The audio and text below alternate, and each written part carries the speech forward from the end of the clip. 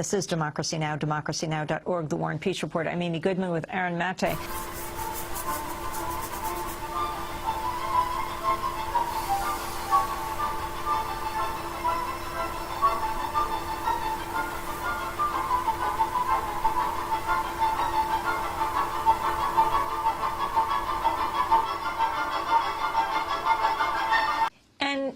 This issue, talk about the corporate farmer versus the family farmer, like your family in Northern Virginia.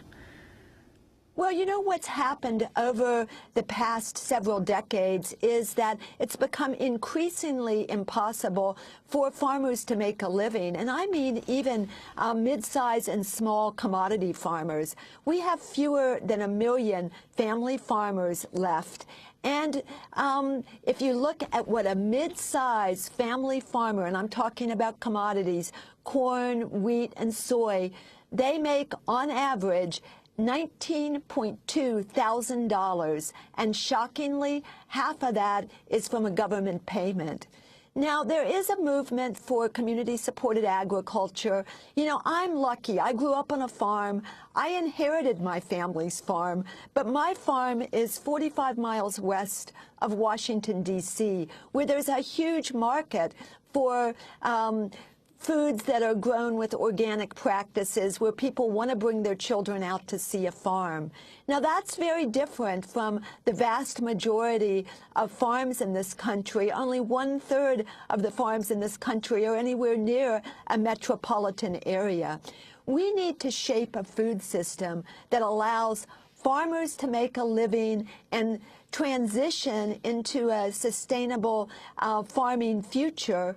And we can't do that with the current rules in place. And I think that really that's why I wrote Foodopoly, to lay out why we need to look at the bigger structural issues that are causing our dysfunctional food system. And I'm talking about the consolidation and concentration of power in the hands of just a few companies, and companies beyond Monsanto.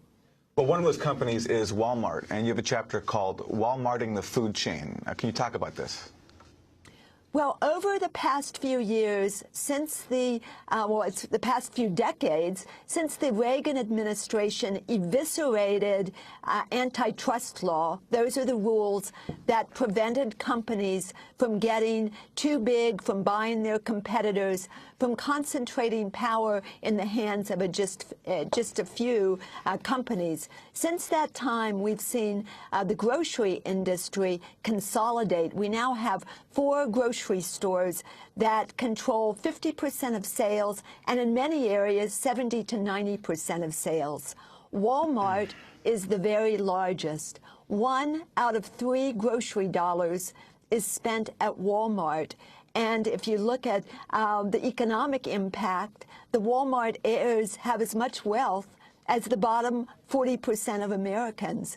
And what Walmart has figured out how they operate is that they have a logistical system that sucks all of the profit out of the food chain.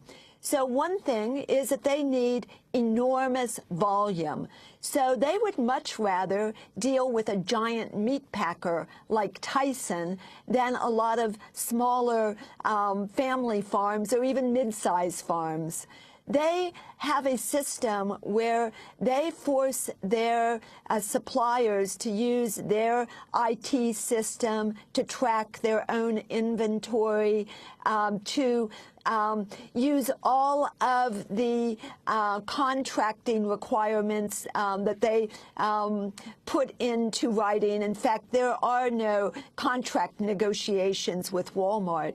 And so even the largest food processors in this country have to do whatever Walmart says. And we have 20 food processing companies that do control most of what Americans eat. So, you know, there's all this rhetoric about competition and that our economic system is built on competition. But what we've actually seen, especially since the 1980s, is that all of the rules and regulations are geared at allowing enormous consolidation. And so for the food industry, beyond Walmart and the grocery retailers, we have the big food processing companies. So when a consumer goes into the grocery store, they believe that there's a lot of diversity and choice. But actually, we have 20 food processing companies that own most of the brands in the grocery store. And unfortunately, 14 of these large food processors also own many of the largest organic brands. So this kind of concentration is making it very difficult for consumers to have real choices about what they eat. And it's squeezing all of the profit out of actually producing food, even producing corn and soy. A conventional farmer makes about 3 to 5 cents off of a giant box of cornflakes, about 2 to 3 cents on a giant bag of corn chips, and under a penny on the high fructose corn syrup in a can of soda. Winona Howder, we have less than a minute. Tomorrow, your organization, Food and Water Watch, is putting out Monsanto, a corporate profile, and your book is called Foodopoly. What most surprised you in your years of research over the battle over the future of food and farming in America?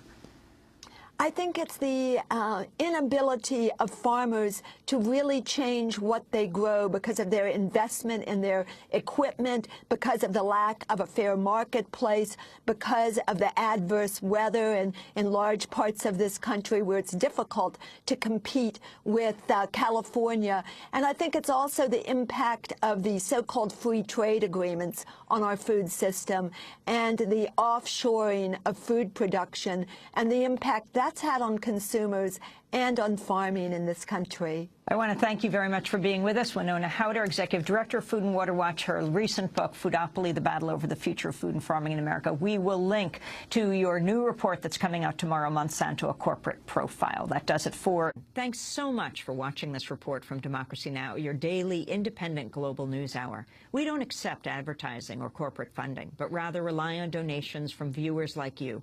Please make